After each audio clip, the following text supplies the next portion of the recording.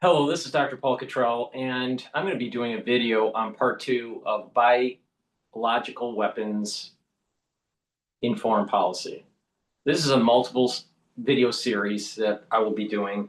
It's in the vein of what Kissinger wrote back in 1957 about nuclear weapons. He wrote a book called Nuclear Weapons in Foreign Policy. So I'm taking that concept that he wrote in there and applying it to biological weapons.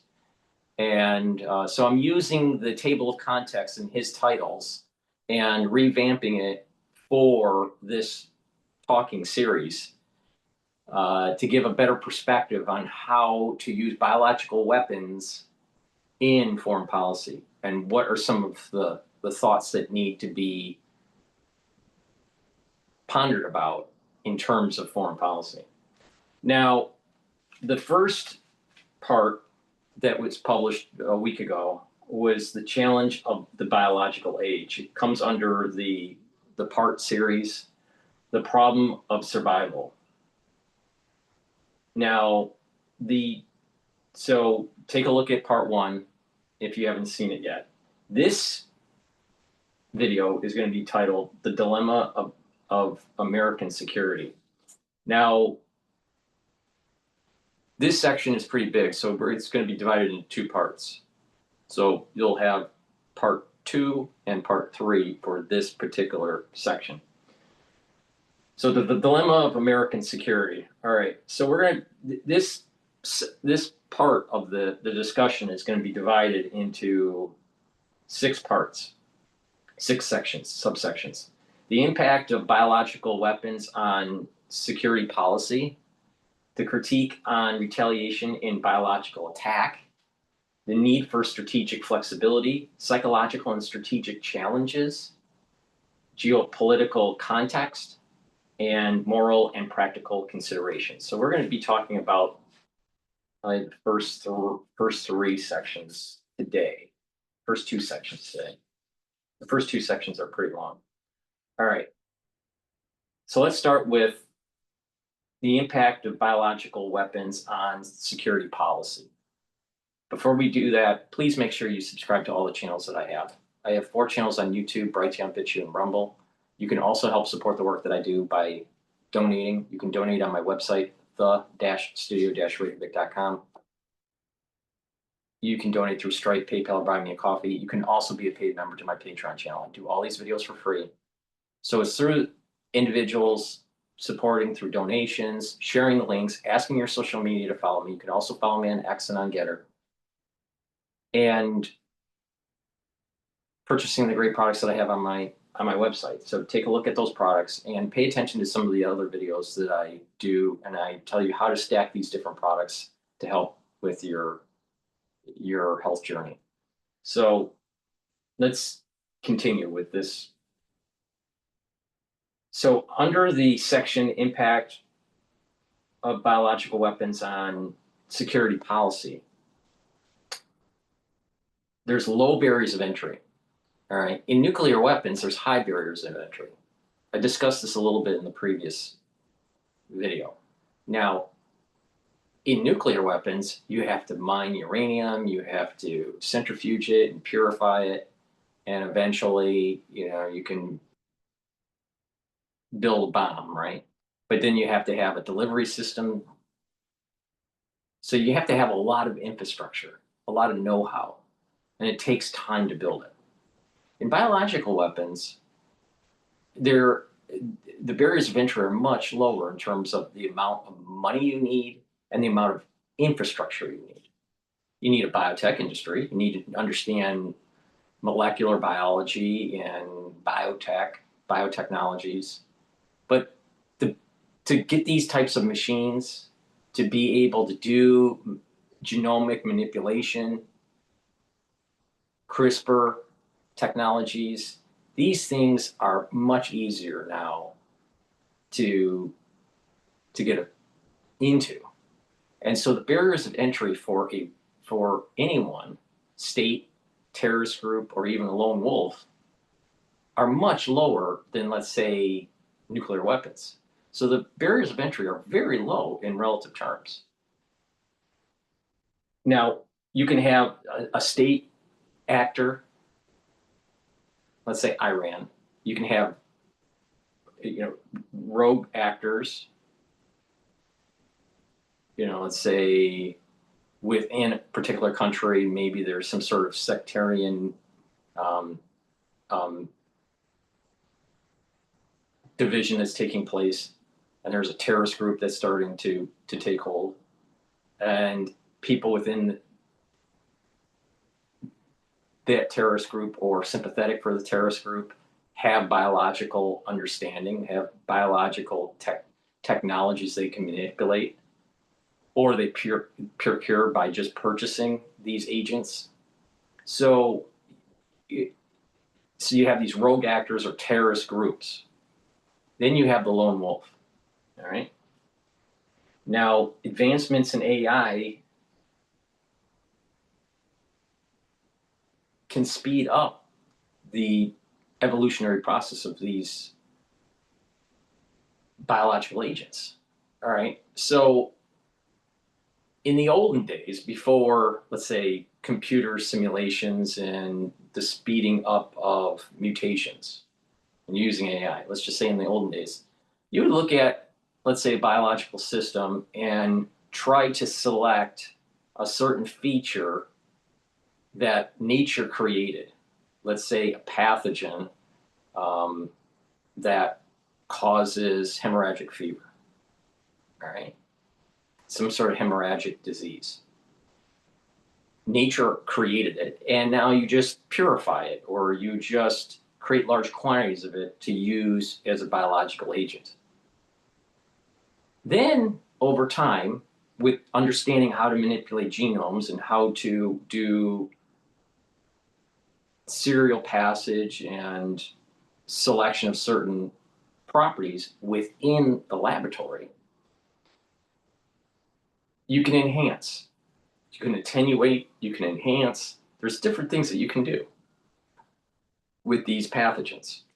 And so by selecting a certain capability that the wild type didn't have, so you can enhance it. Now, through in silico means, simulations, artificial intelligence. So before even artificial intelligence came about, you could do this simulation, like a Monte Carlo simulation, where you're modifying genes, you're modifying protein sequences, and you insert the new sequence. Let's say you're modifying it in silico in the computer, and you come up with a list of potential targets to enhance potential sequences that will enhance a certain feature. Then you would cut out a certain, you would create a sequence. Let's say you want to enhance attaching to a certain receptor. Well, you have a list of binding domains, and you do statistics where you're modifying the actual code in silico and with the potential of what the shape might be. And you can insert that change into the pathogen using recombinant engineering. All right? This is even before CRISPR. So you can do recombinant engineering based on some sort of in silico statistical analysis that may enhance the actual binding to a particular receptor, let's say, or a particular protein, or creates a protein that is just more virulent or whatever. Then the next wave of technology led to the ability of the artificial intelligence to build the shape. And this is where we're at right now, where you can develop the shape of the protein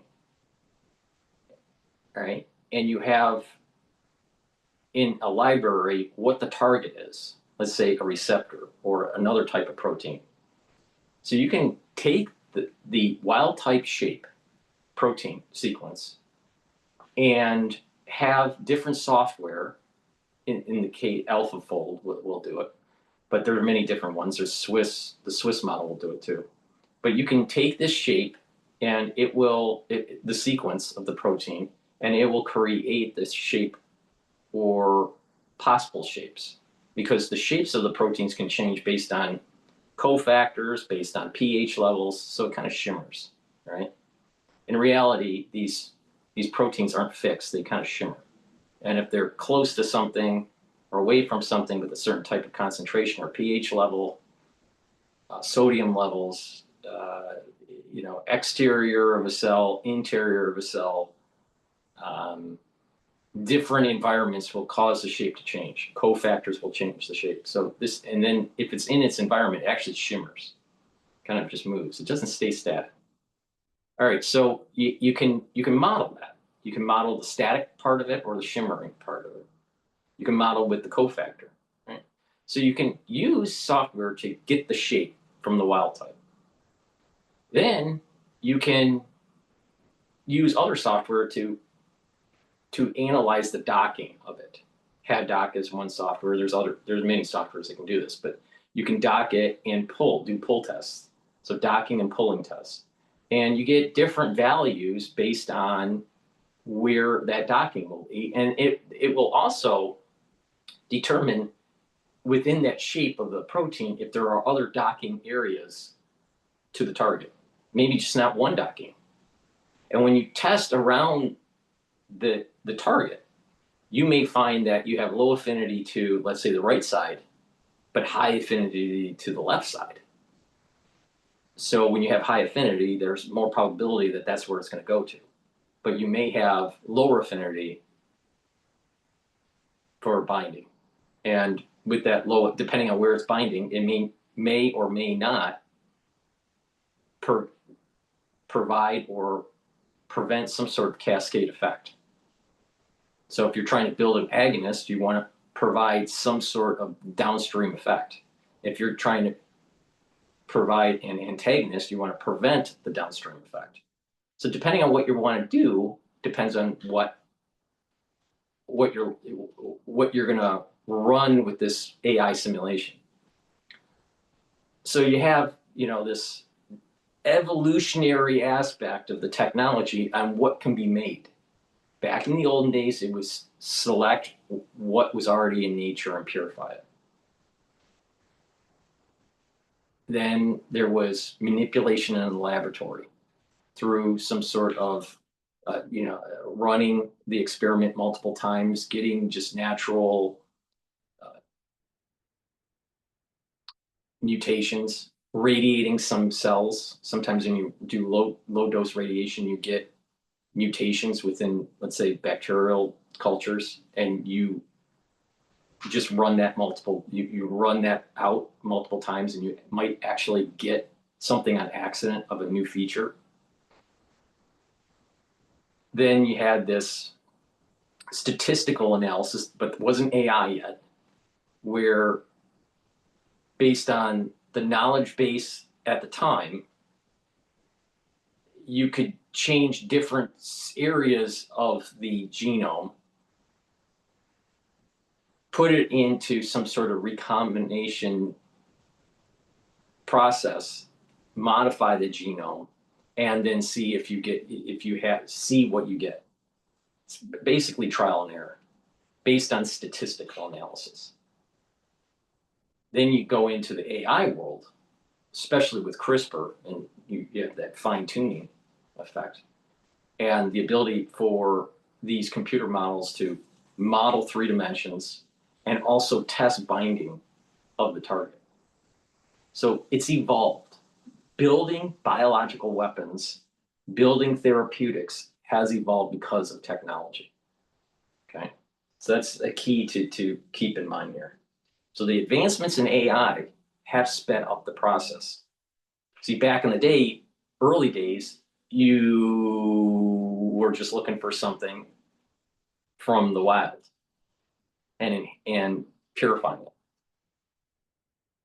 Then there was the long process of serial passage, and just through mutations and a reiterative process, you end up getting some sort of trait that may be used in biological warfare.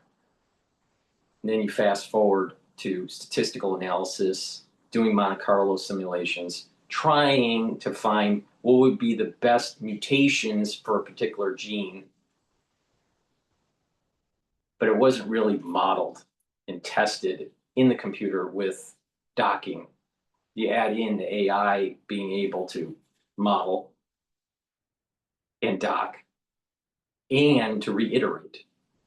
So the AI can model the three-dimensional, test the dock,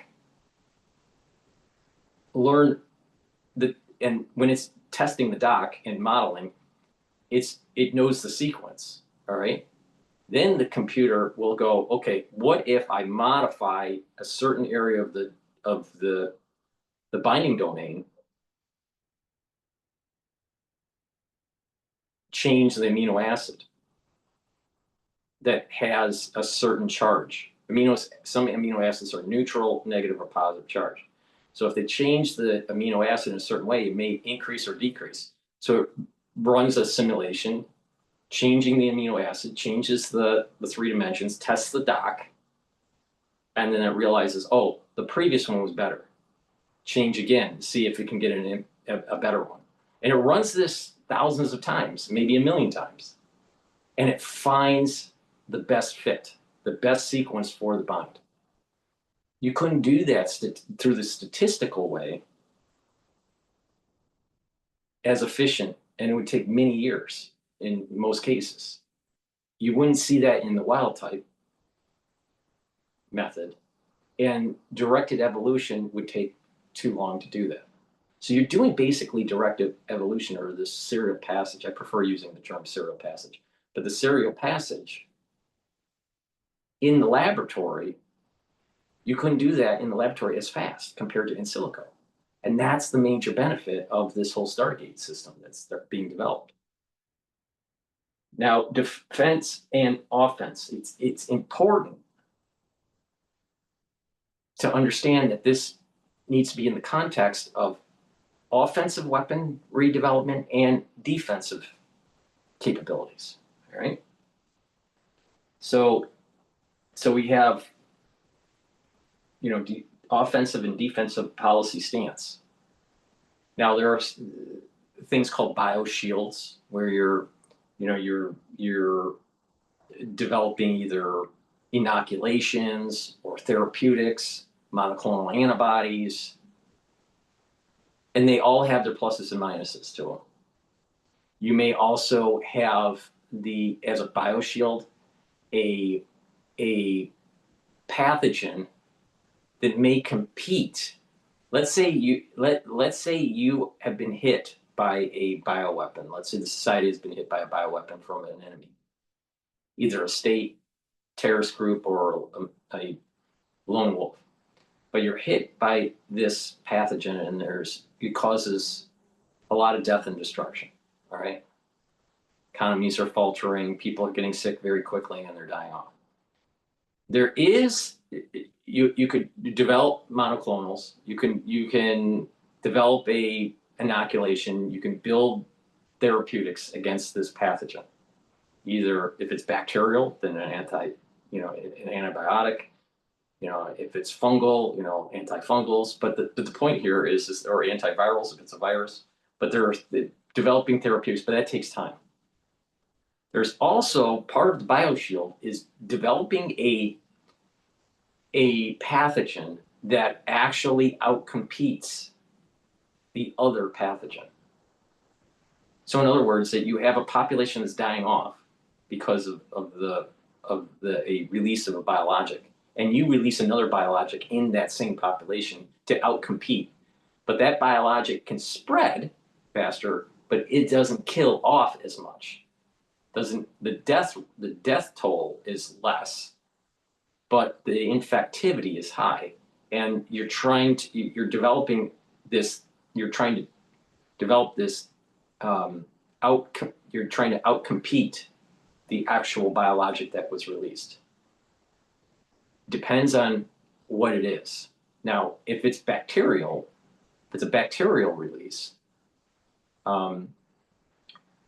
this strategy may not work of releasing another bacterial pathogen to outcompete the one that was released by your enemy.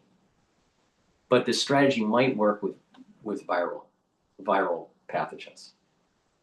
Parasitic, bacterial, and fungal may not necessarily, this strategy may not necessarily work very well. But viral may, because the reason why is that when viral comes in, you can the innate immune system actually goes in on antiviral mode and primes surrounding tissues to die, to go into apoptosis if infected quickly. So it kind of tries to wall in.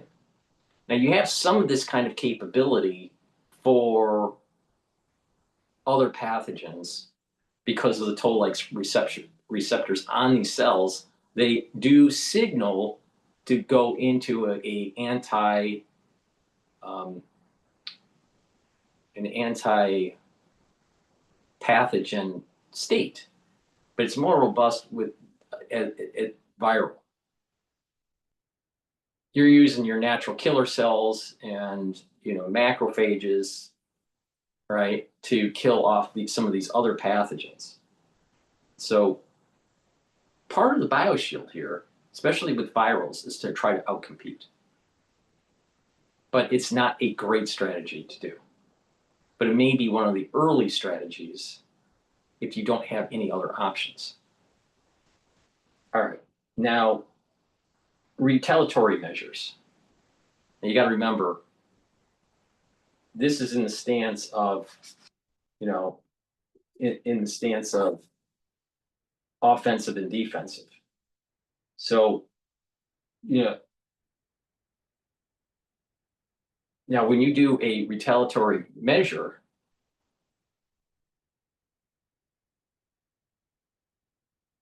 you have to consider who the actor is, who's the one that launched it, because you're in defense right now. You're in defense. So was it a state, was it terrorist, or lone wolf? And that strategy is going to be different. If it's a state actor, then you can create more of a conventional means to hit them. You can do sanctions, you can do blockades, you can do conventional means, you can bomb facilities, you can overthrow governments, you can release biologics into that state. If it's a terrorist group that's associated with the state, then it's more like a state actor. But if it's a terrorist group that is embedded in many states, it's metastasized, then it's a little bit harder to go more conventional. So how do you fight, let's say, ISIS that's in multiple states, multiple countries, and be able to retaliate? You can't really use biologics because there's large populations that are not affiliated with the terrorist group that would be affected. And so surgically hitting them is harder. So if it's a state actor, it's easier. But if it's a terrorist group, then it's almost like metastasized cancer. Now, if it's a lone wolf, it's even worse because it's one actor, and you may not be able to have surveillance data on them to be able to target them. Now, if you do, then you use assassination means or surround them and capture them. So the strategies for this are different depending on who the actor is. In a defensive manner, if you've been hit either by a state terrorist group or by a lone wolf, what the government should do.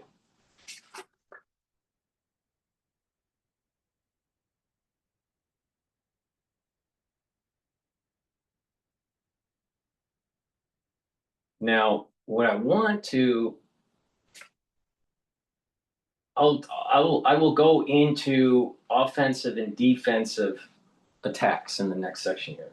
What can America do in biological attack? Now that you got to remember, for defense or for offense. All right. Now, for defense, you can use existing therapies. Depending on what you're being attacked, maybe there's something off the shelf, you try what's off the shelf, and you try to apply these remedies, these therapies on the population. Rapid development of better therapeutics. As you sequence the pathogen, you know what it is, what's different between the wild type and what was released, and target that unique feature. But that takes time.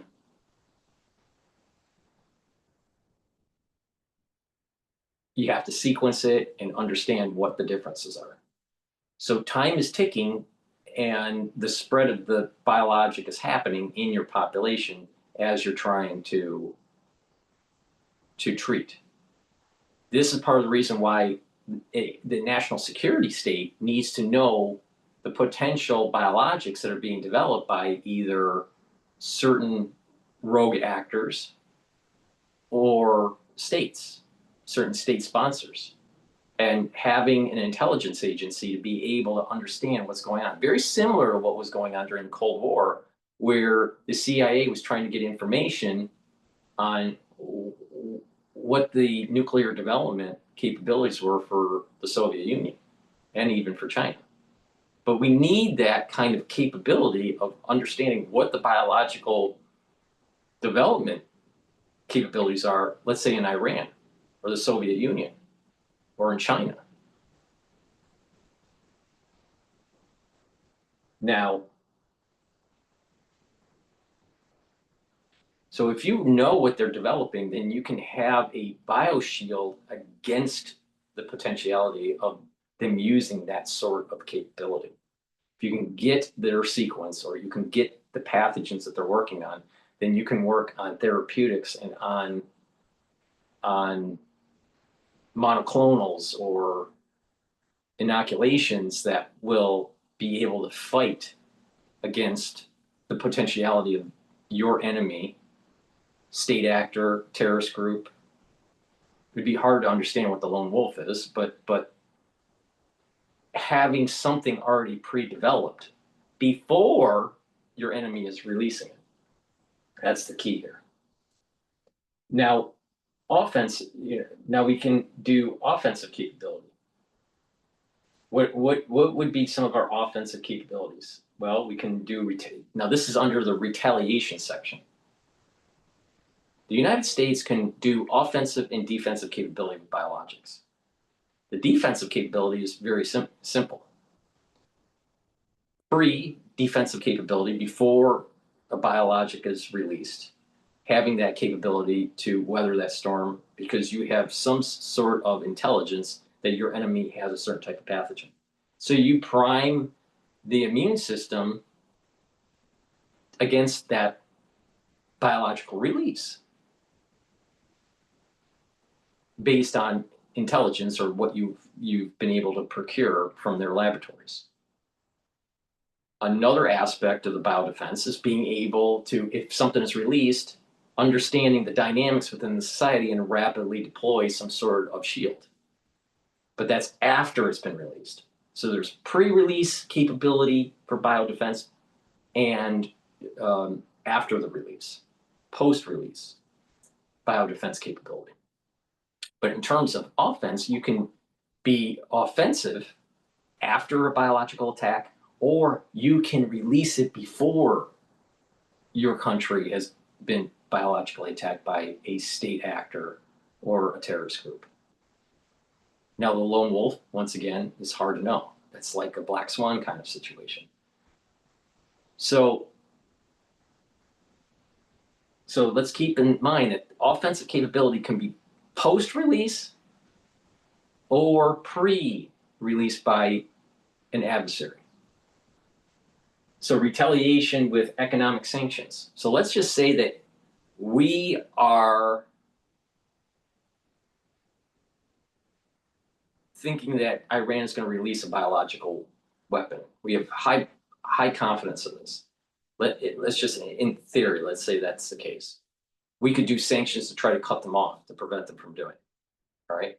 If they released it, we can also have that as part of the toolkit in foreign policy, the sanctions. Now, retaliation with kinetic force. So if they release something, we could go and retaliate and destroy their laboratories or do regime change. We can also be, that was post-release, but let's say it's pre-release, where Iran didn't release, but we have high probability that they will. We can still do kinetic offensive strategy in foreign policy. This is what we did with the nuclear facilities within Iran.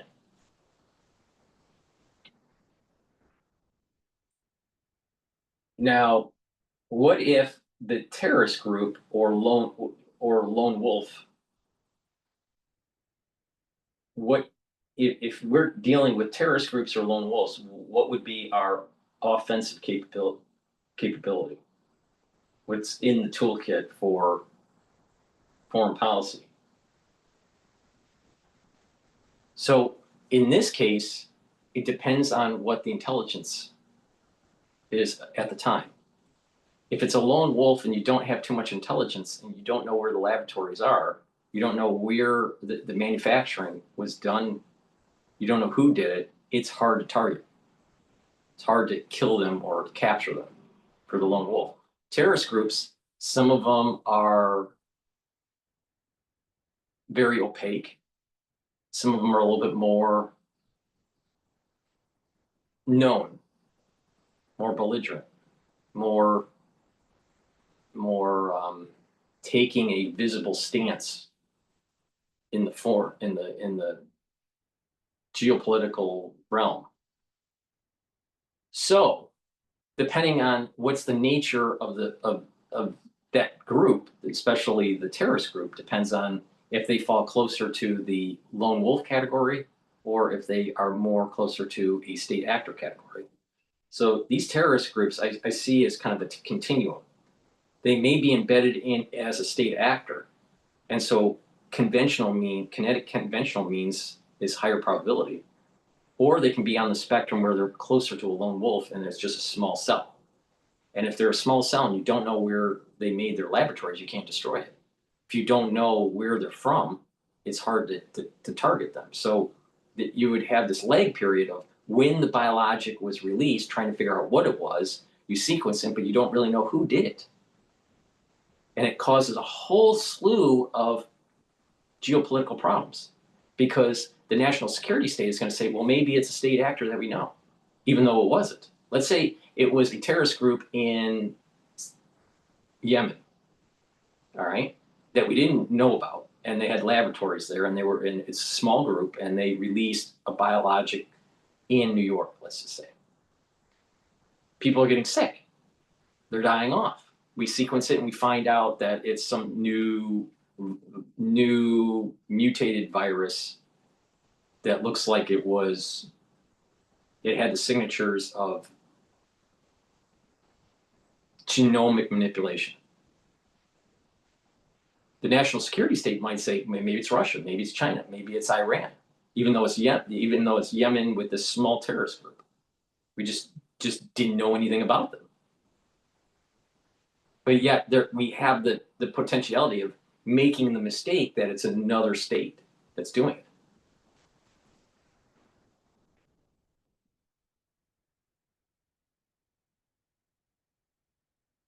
So it's hard to be on the offense with these terrorist groups that are hidden, that are small. They fall into the same difficulty category as the lone wolf.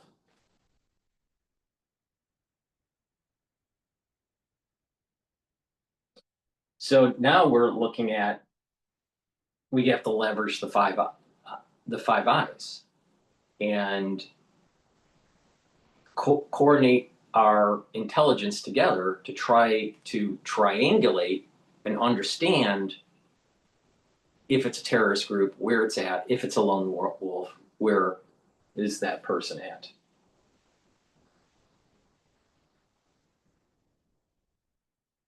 And then once you triangulate that information, then potentially you can do a seek and destroy the organization. So those are some of the offensive capabilities.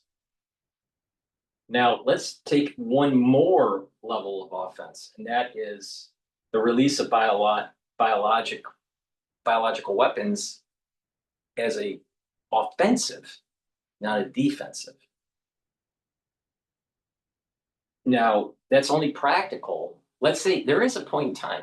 You might have states, maybe even the United States, that decides it's better to release a biologic than conventional warfare or even nuclear warfare, based on some sort of foreign policy strategy.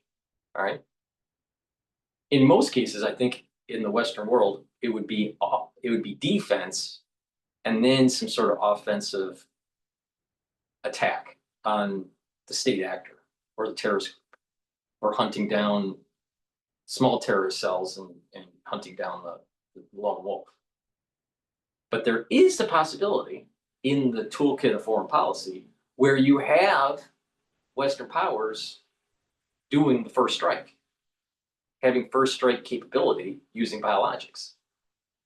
So it's only practical really at a state level, the way I see it. So if you're trying to knock out, let's say, the Iran regime and you use biologics instead of some sort of kinetic. Now, so this can be initiated before or after the attack from the state actor. So offensive capability in biologics could be before you've been attacked or after you've been attacked. Now, why release biological offense? Well, one is that you can kill off you can dial in biologics. All right. You can also dial in radiation too, based on tactical nukes. You can have a low yield tactical nuke or a high yield tactical nuke, but you can dial in lethality. You can create different lethalities of a pathogen where it'll get people sick but not kill them. Or you can rev it up all the way to the point where it kills them off, but it may kill them off at different stages of life. For example, if you want to kill off a population, not just get them sick, you can make the decision, do you want to kill them off in 10 years? Do you want to kill them off in a short amount of time, like 10 days? Or do you want them to be having generational problems like fertility issues or cognitive function issues,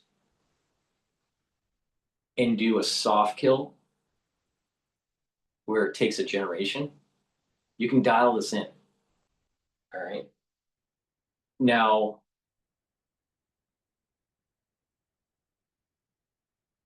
if you have a state actor that, for whatever reason in the foreign policy of the country, they decide not to use sanctions or diplomacy or kinetic means, conventional kinetic means to take down the state, part of the foreign policy toolkit would be to actually use biologics on the enemy to weaken them, to have them capitulate, especially if you want to weaken the generation. Okay, now let's pivot to proven bioshield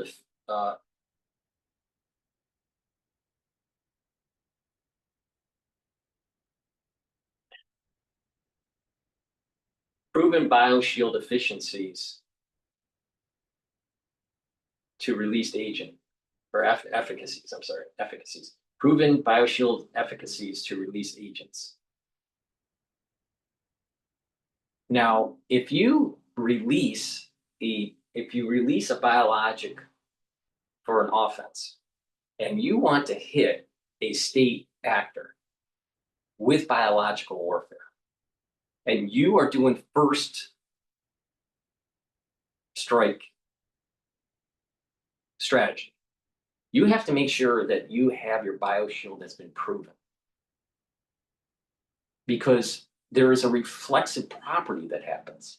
There is a feedback that happens. When you release biologics into the environment, if you don't have antidotes, if you don't have antibodies, if you don't have the ability to shut it off as it's getting back to your population, you're going to have a problem.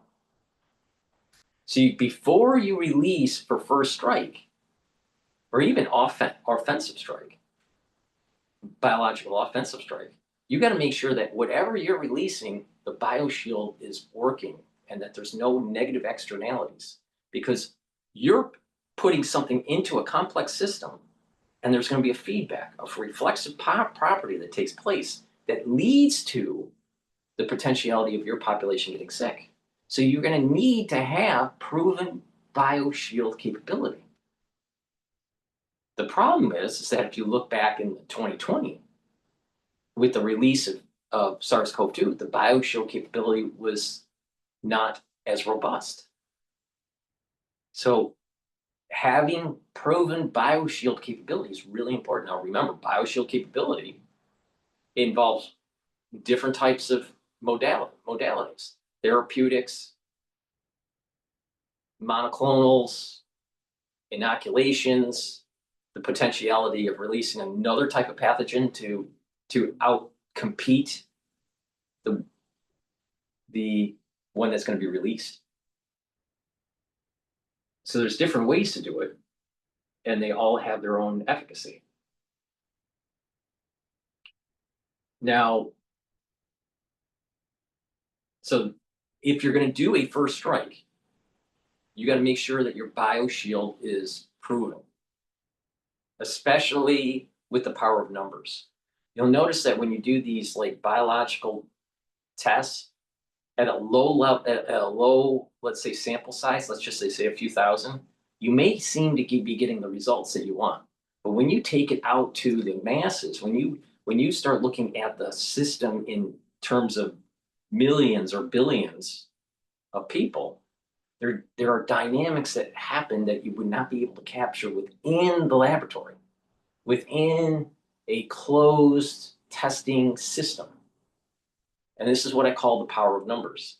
The power of numbers start to reveal dynamics that smaller sample sizes don't reveal, because of these feedback loops may be so small. These feedback loops may be small at a sample size that is manageable during a test. But if you take it out into the wild and you have billions of people involved in this, or hundreds of millions, you're going to see feedback loops on top of feedback loops that accentuate a problem, a potential problem that you would not have seen in the testing within the laboratory. So the power of numbers is something that's really important to understand. And this is part of the reason why that during clinical testing for bioshields, you may see efficacy relatively high. But when you take it to the millions or hundreds of millions for your population, in the case of the United States, 330 million, the efficacy may actually be going down because of these different feedback loops.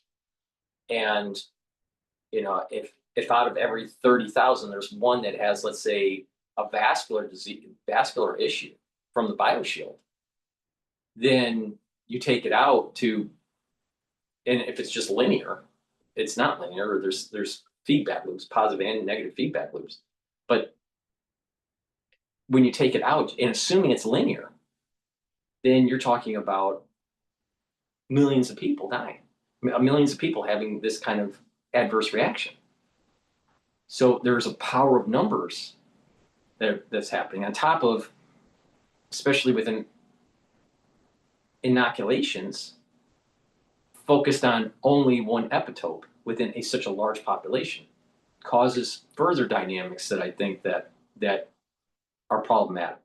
When a population naturally is infected by a pathogen, there are different antibodies that are created from that pathogen because the body is breaking apart multiple parts of that pathogen and eliciting an immune response.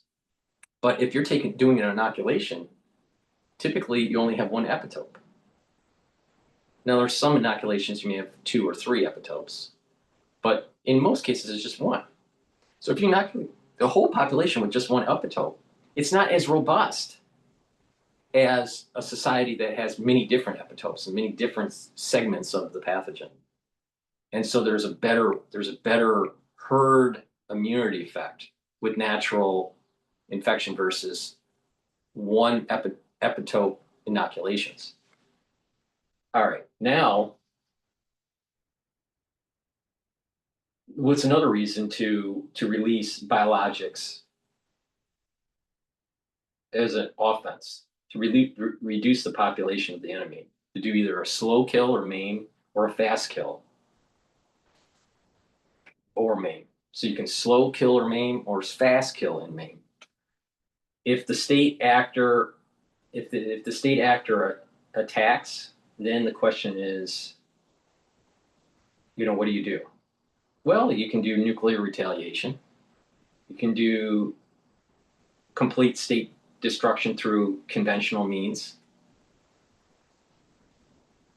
You can do biological warfare. You can do chemical warfare. So there's a whole toolkit of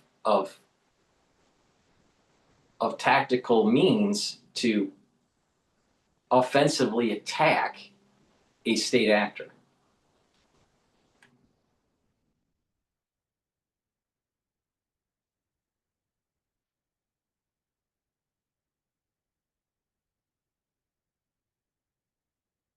All right, now what about resource constraints? As the population starts to go up, we may be having resources that are constrained, like food and water, certain types of metals. And there's going to be a competition for these. And when you have a world that is overpopulated, under-resourced, there are wars that take place. So there may be a strategy in foreign policy to actually kill off the population to prevent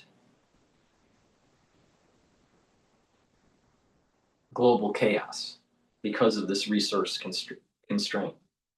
So by releasing biologicals into a certain region.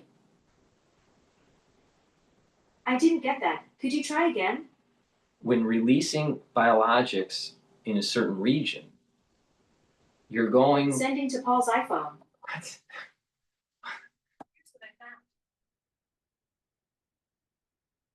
It's crazy, but I mean, it's amazing what Siri hears over this is just amazing. All right, so resource constraint.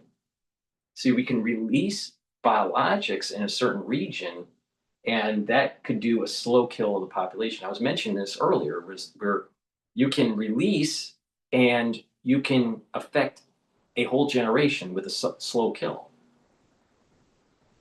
Well, if they're less productive, or they're starting to die out, they're doing less there's less resources that are being extracted, less food that needs to be distributed.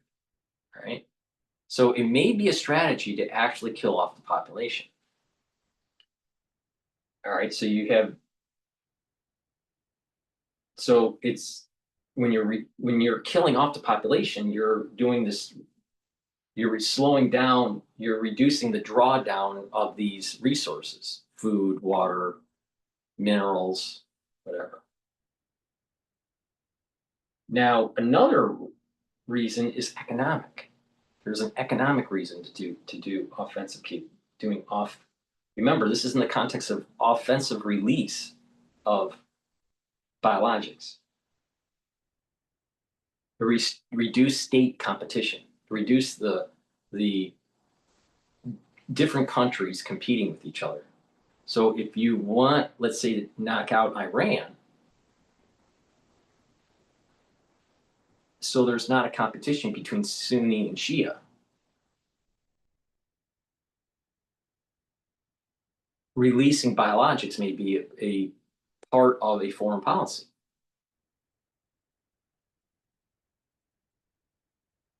And what that does is it helps to prevent this competition between those two actors in the region.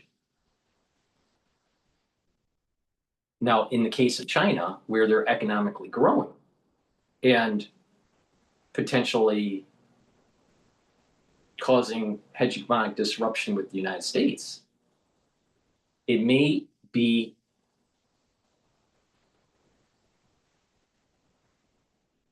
part of the toolkit in foreign policy to release biological agents to try to compete, to try to maim or try to harm your economic competitor.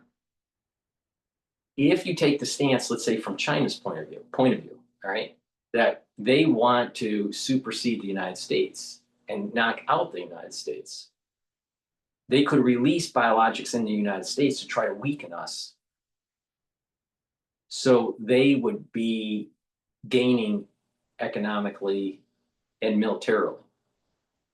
But the same thing is true with the United States. In the context of the United States may want to do a first biological strike on China to weaken them so we maintain our hegemonic power, to maintain the world order through clearing with the United States dollar in foreign trade.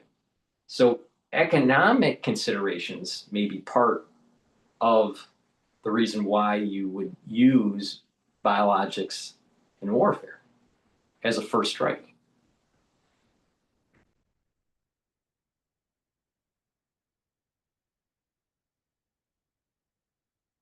Now, this is a little sobering thought here. The offensive release of biologics can be in a foreign country or in domestic. All right. So what does that mean? Let's say in the United States, you may have a group of people that have the capability of releasing these biologics. And they have proven that the bioshield works for a small group of people. They release it into a population in the United States to actually reduce that population. And you have a shield for the ones that have access to the shield to be able to weather the storm. That's assuming the bioshield can be that fully works and it can contain what's released. But because of the reflexive property, most likely it's going to falter and the efficacy of the bioshield probably will have porosity. There will probably be people outside of that population that actually will get sick too. So why would someone do that? Well, if it's for domestic release of biologics, it's actually to reduce social programs. So if the state is going to lose on the world stage, if the country is going to lose on the world stage because of an overburden of social programs, the elites may want to reduce the population of the domestic population. Now, it may not necessarily be mutually exclusive. These elites may want to release also in foreign countries at the same time to make it seem as though this is just something that maybe was released from a foreign country and not released by domestic actors. So countries may actually want to harm their population on purpose through biological warfare. And that's one of the reasons is to reduce the social programs. to reduce ethnic diversity. Because with AI, you're going to be able to fine tune. And if you have a certain ethnicity profile that can be targeted, then you can reduce the populations of certain ethnic groups, domestically and foreign populations.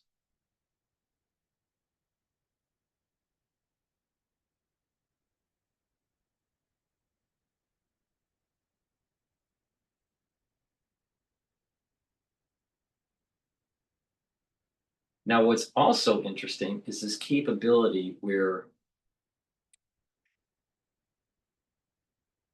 you might want to do an offensive strategy that's actually defensive. What I mean by that is let's say this ties into trying to outcompete a particular pathogen. Let's say a state actor, another foreign country, released a biological agent in the United States. The United States could, if it was known what that biological agent that was released was, and the dynamics, the pathologies of it, release another biological agent within the same population to try to outcompete the one that was released by the foreign actor. But what is also interesting here, and this falls in line with Omicron. Let's say you have China that releases a biological agent, viral, in the United States.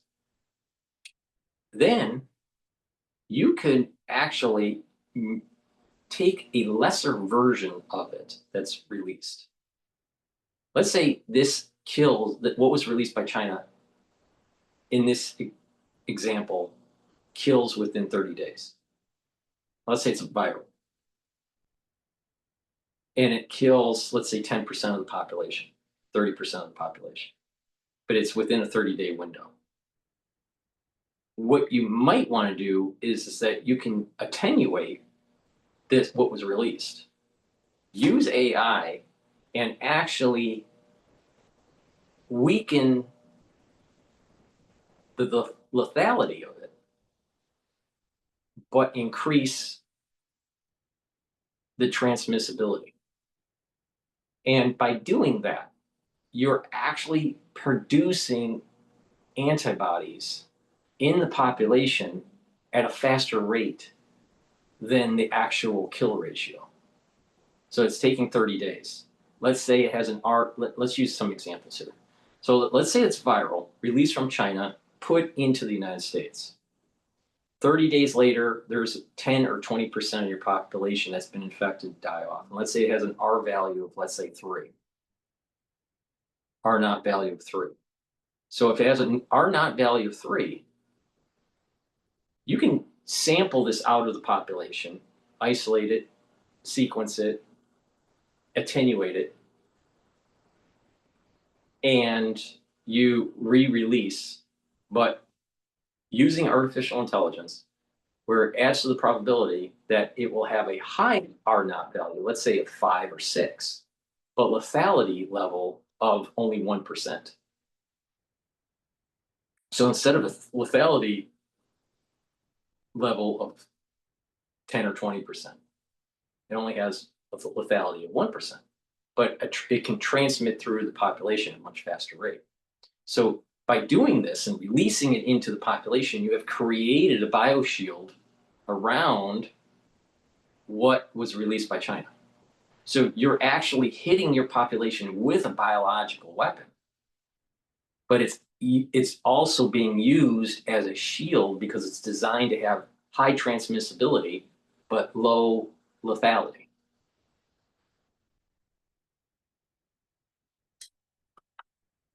So you're kind of like targeting, you're trying to create a shield around the population that's targeted.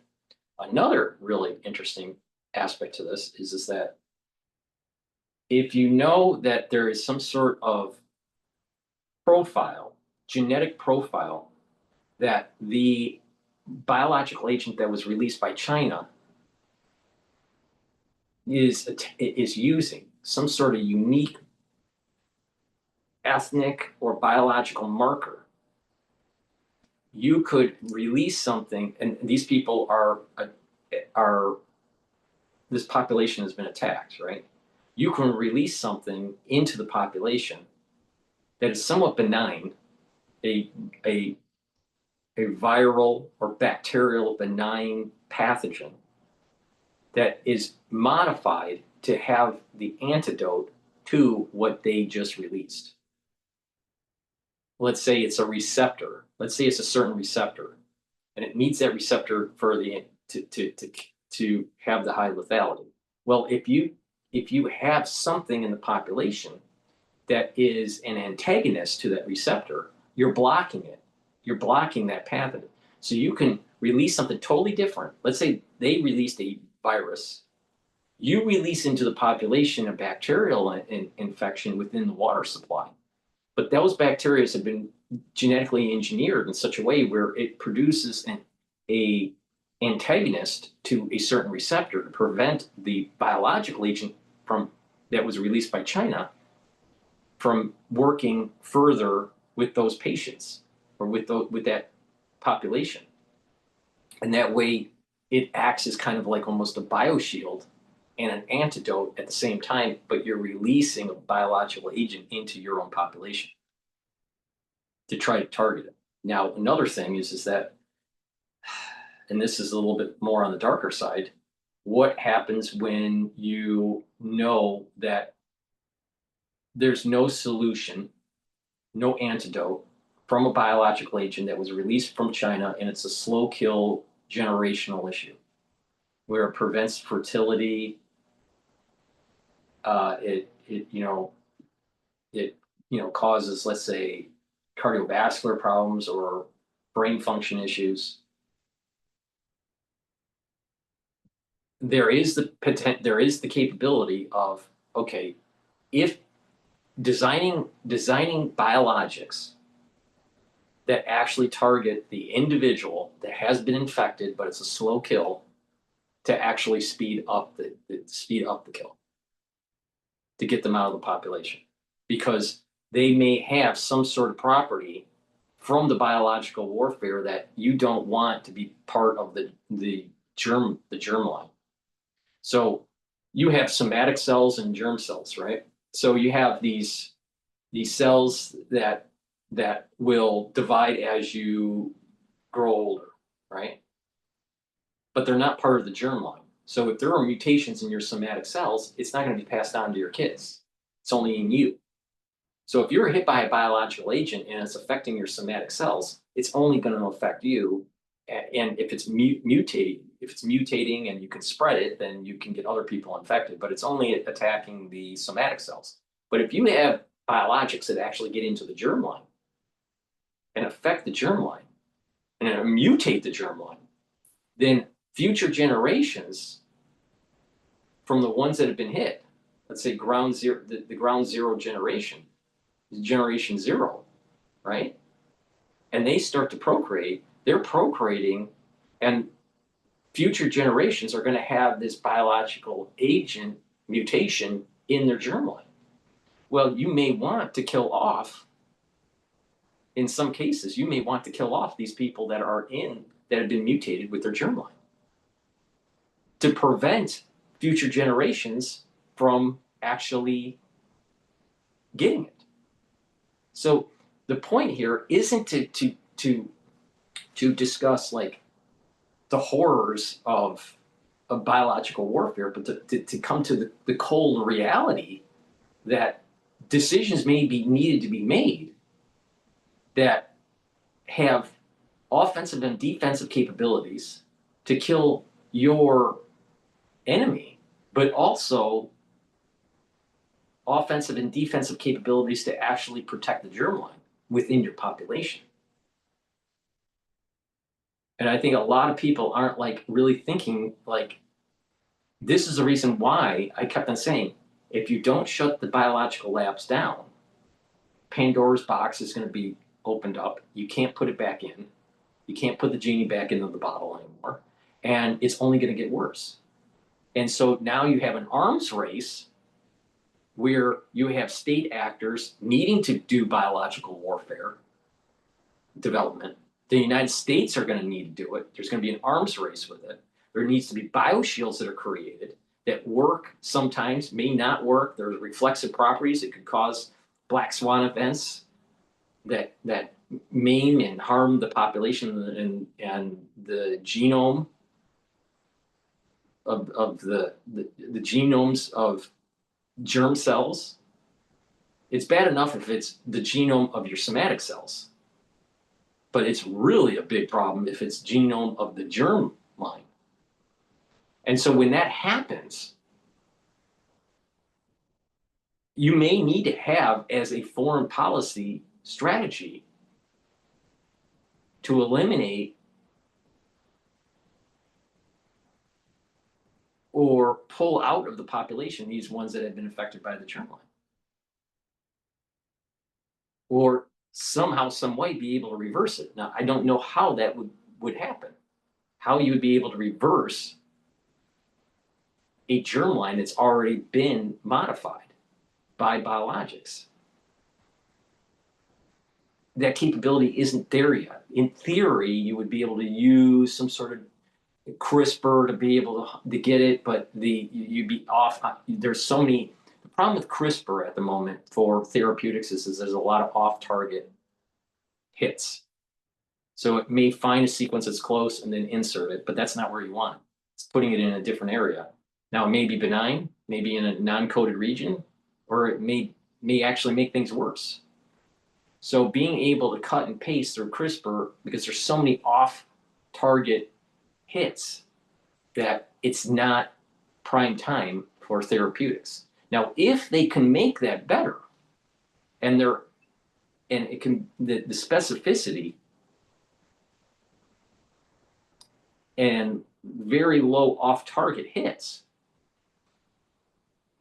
So if it has higher specificity and lower off-target hits, then maybe you would be able to treat these people that have had the germline modified by a biological agent released from a foreign actor.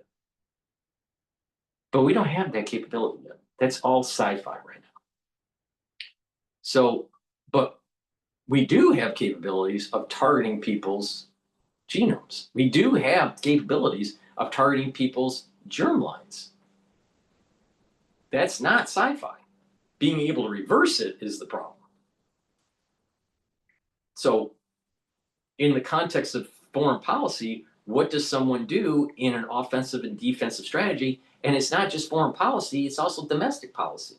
What do you do?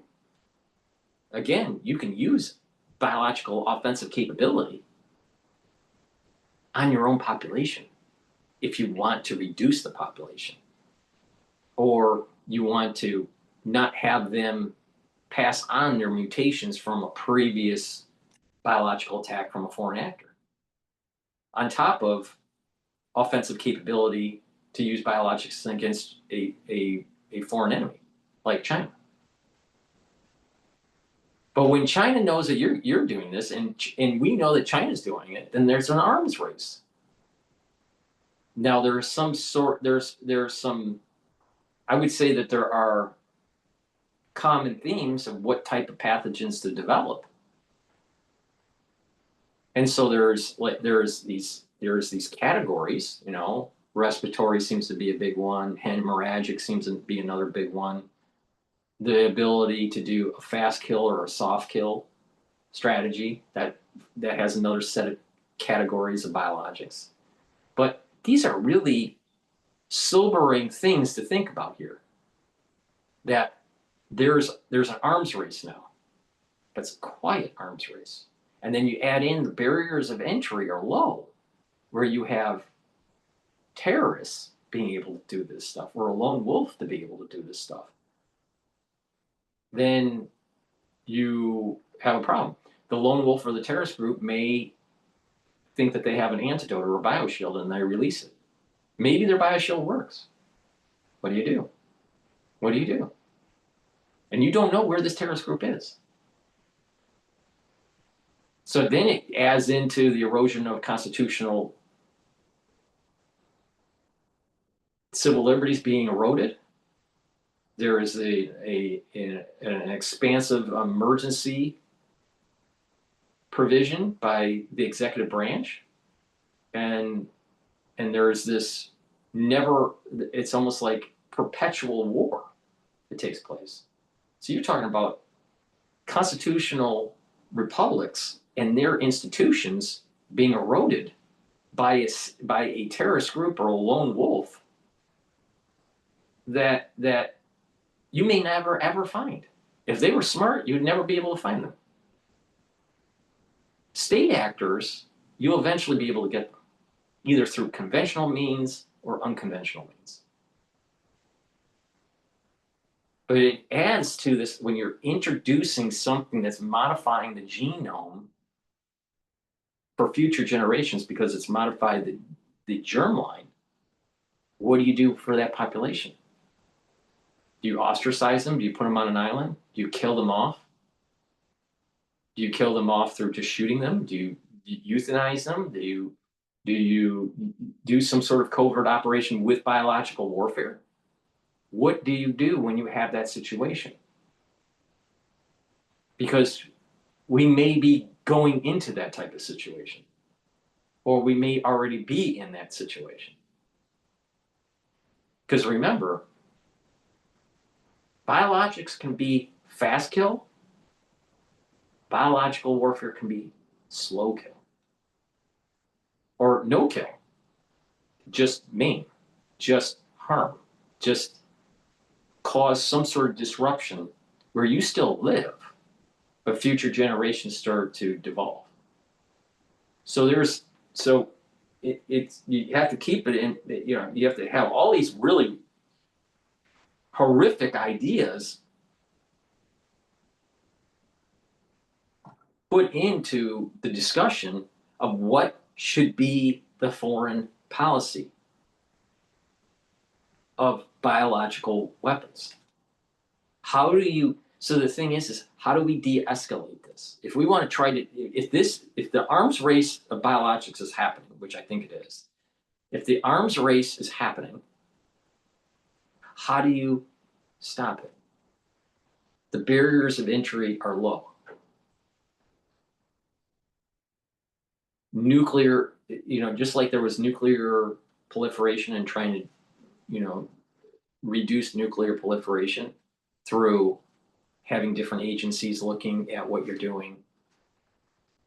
Maybe laboratories need to be more regulated and supervised. But the barriers of entry are so low that it would be easy for actors to be making these biological weapons underneath supervision. It's a lot harder with nuclear weapons to do that. Biologics, it's easy because the barriers of entry are so low. And you can dial in the specificity of this. You can't dial in a nuclear weapon and say, I'm going to target a certain ethnicity and just drop the bomb and it only affects that ethnicity group. You can do that with biological warfare. So, that's something to keep in mind. How do you stop the proliferation? How do you de-escalate the arms race of it? It may not be possible.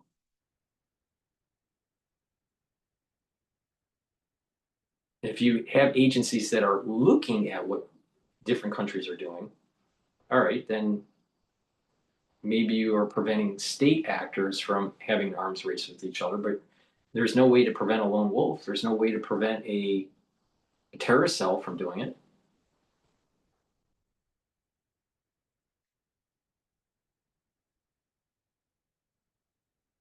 So then it goes to the idea of mutual destruction. That if you do this, then it may lead to a nuclear retaliation. But a lone wolf and a terrorist group that is not state sponsored but a terrorist group that is just kind of underneath the radar. There's nothing preventing them from doing this. So there may be some foreign policy means to slow down the proliferation of these biological weapons from being developed.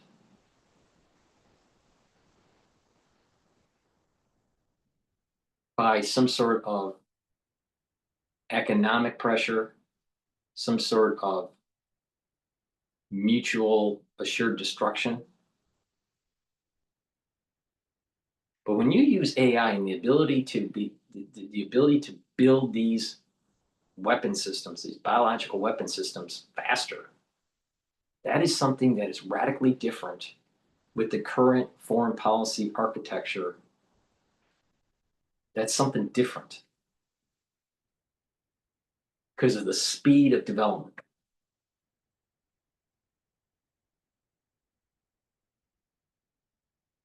This is the reason why I'm doing these shows, is to ponder these questions, because these are deep questions that need to be talked through.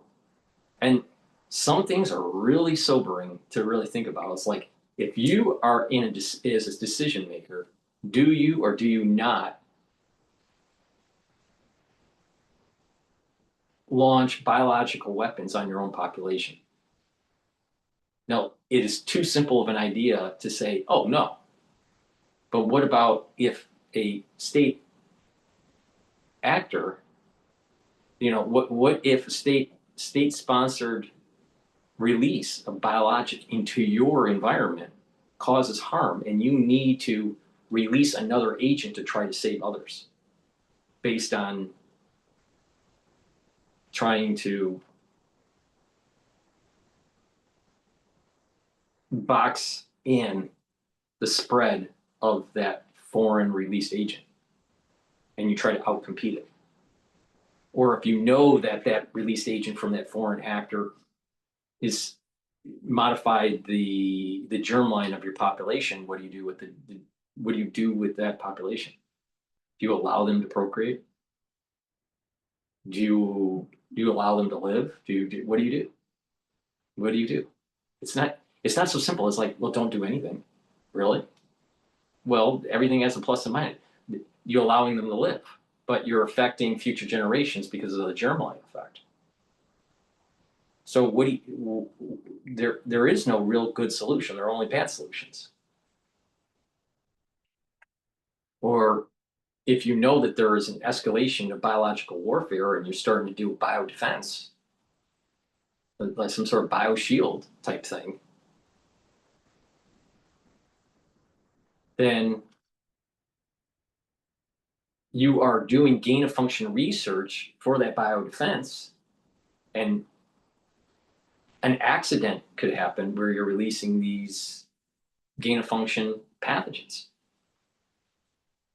So accidents can happen. That's something that I didn't even bring up, is an accidental release within your own population as you were trying to build bioshields.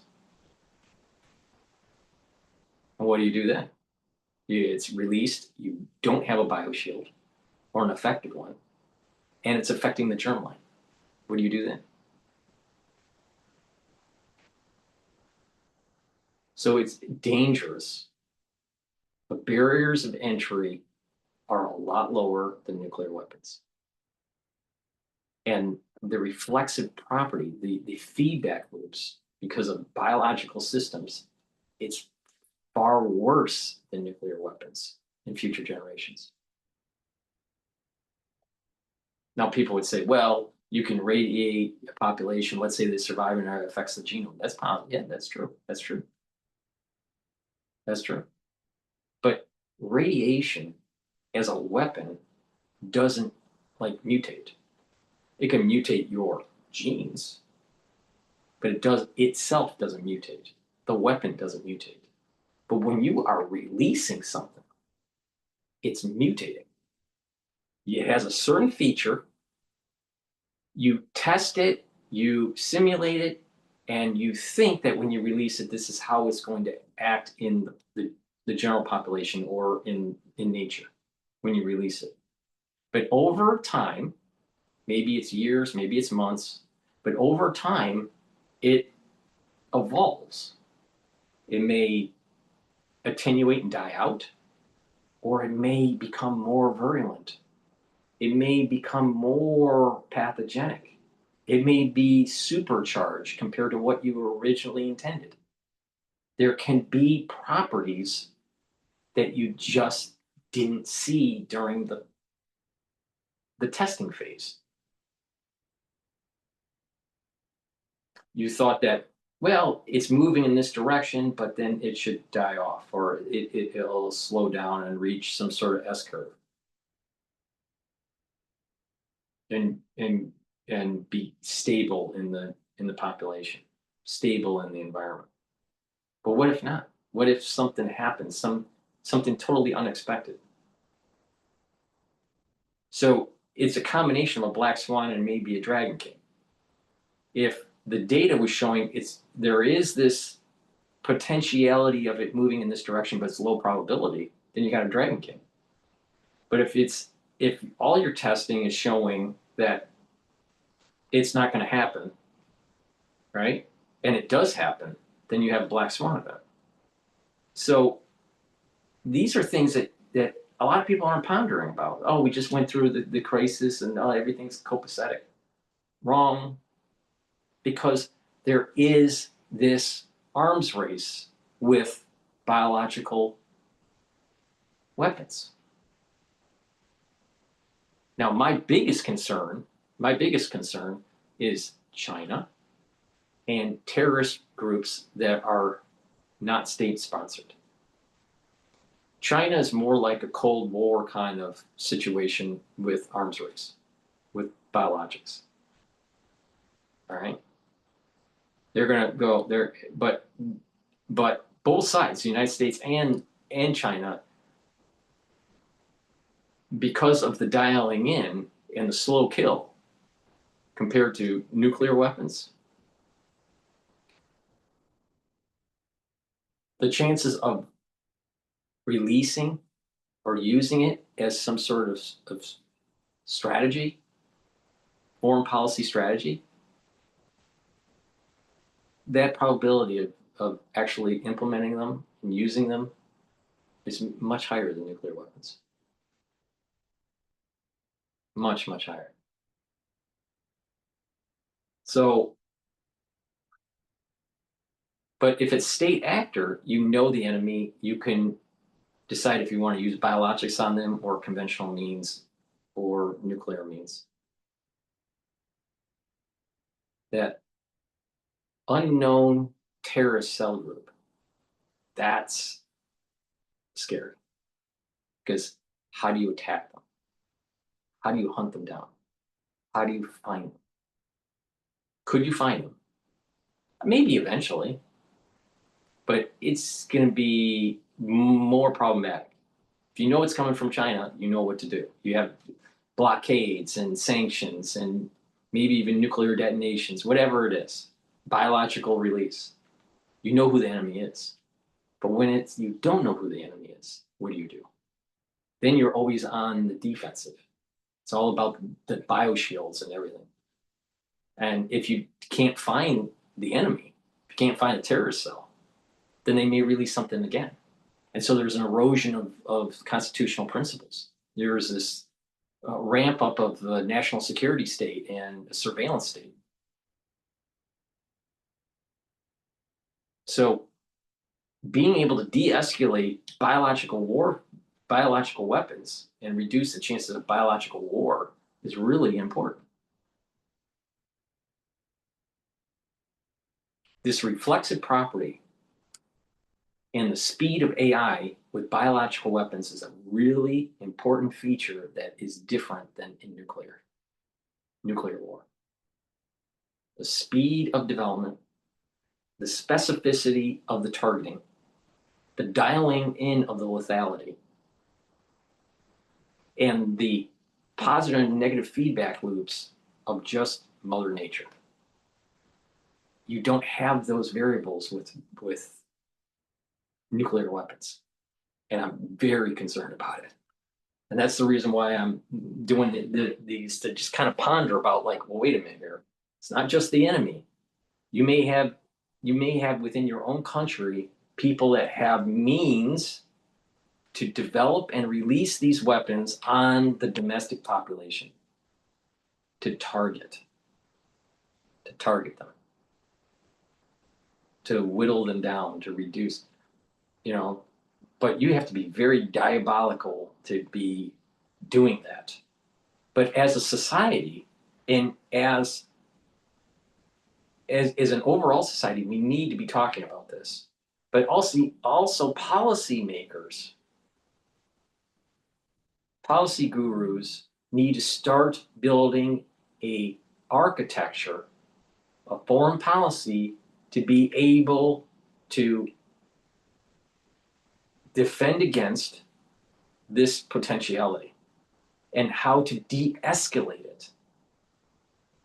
It's not just an arms race. Oh, we'll just build more bioshields and build more biolabs and have a whole range of biological weapons that could be released. But how do we de-escalate the arms race? How do we make sure that the lone wolves and the terrorist groups don't do this? Because artificial intelligence is starting to become ubiquitous. And when artificial intelligence usage is ubiquitous and the barriers of entry to build weapons that harm are low, then you have these types of problems. So how do you solve it? That's the whole reason. I don't have an answer to it. I'm just seeing if we go down this path, this is what potentially could happen. If we go down this path, this is what potentially can happen. And there's not enough people that are focused on this. There are too many people going, oh, let's just do all this gain of function research for science. The national security state doesn't do anything wrong, right? There's always dual purpose with some of this gain of function research. And that if they find the right lethality, they want it on the shelf as a potential biological weapon to use. Plus, these laboratories, these scientists will make a ton of money being aligned with DARPA. And then you have another group of people that are so focused on the anti-inoculation crowd, right? And they're not really focused on, like, well, wait a minute, we have laboratories that are doing gain of function research here. There is this thing that's happening in our society. We're in an era of biological weapon proliferation. But they just focused on anti-vax, just anti-vax. That is such a small piece of the big picture here. You have bioshields that are causing harm. You have bioshields that aren't as effective. You have a national security state and a scientific community that doesn't fully appreciate the negative externalities of what they're doing. That it's not, this is not the same, it's not the same management schema for biological weapons as for nuclear weapons. They're totally different. They're different. And so you have some unique features that mutual assured destruction may not necessarily work in biological weapon arms race. And that the foreign policy strategies that we had in prior decades to try to contain the nuclear threat may not work. And that we need to have different strategies. There's something unique about this. Now, like I said, there's a reflexive property of nature. It can get worse, not better. And when it does get worse, what do? And when you have a terrorist cell that you can't find, how do you prevent the attack? And you'll be caught off guard quick more quickly. So that's my video for today. To going over the first two of the dilemma of American security. And now you can understand why it's a dilemma. There are part of the strategy you may need to do offensive.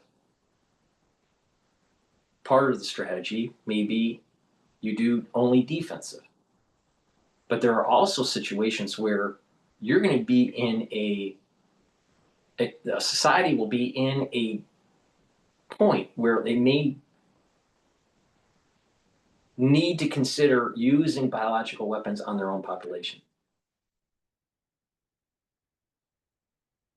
So the next 4 sections, I most likely do it in another video here, will be the need for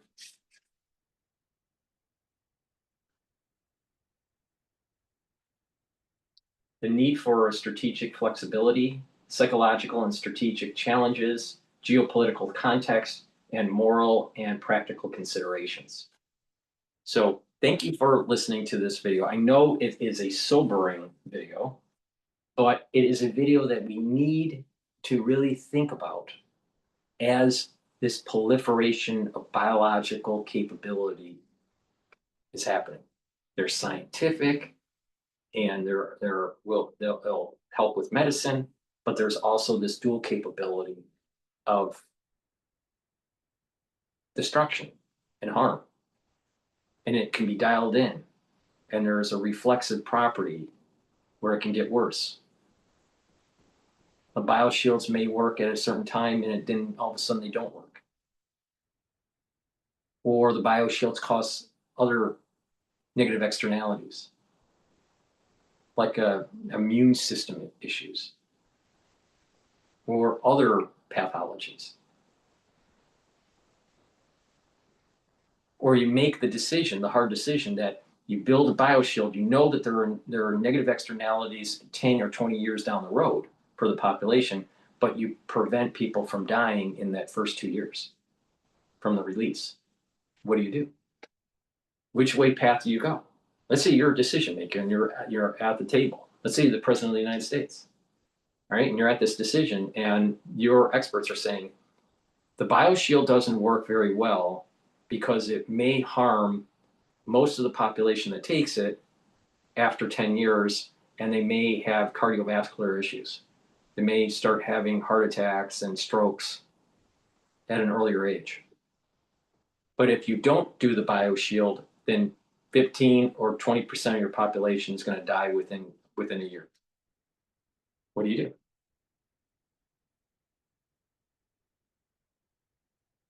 That's the realm that we're living. That is the era of biological weapon proliferation. Please help support the work that I do by going to my website, the-studio-reykjavik.com. Donate. You can donate through Stripe, PayPal, or Buy Me a Coffee. You can be a member to my Patreon channel. I do these videos for free because I think the content that I have and the thoughts that I have are really important to ponder about. Because we're in a different era. There's an aftershock that we went through, and it's going to get worse if we don't have real thinkers moving forward and preventing this proliferation. So please help support the work that I do and share the links. Ask your social media to follow me. You can follow me on YouTube, Brighteon, Bitchute, Rumble. All the links are in the description of this video. You can also follow me on X and on GETTR. Thank you for listening and supporting the work that I do. And better yet, when you're listening to these videos, especially the series, write some notes down and ponder about these topics and play these what-if scenarios in your head. And you'll start to realize that we're painting ourselves into a corner as a society. The world is being put into a corner where it's going to erode our constitutional freedoms, and real freedom and prosperity and the pursuit of happiness is going to diminish because we have people that were doing things that it shouldn't have been doing. But the genie is out of the bottle now. You can't put it back in. So we have to now build some sort of foreign policy architecture to prevent a catastrophe from happening. So thank you for listening and have a nice day.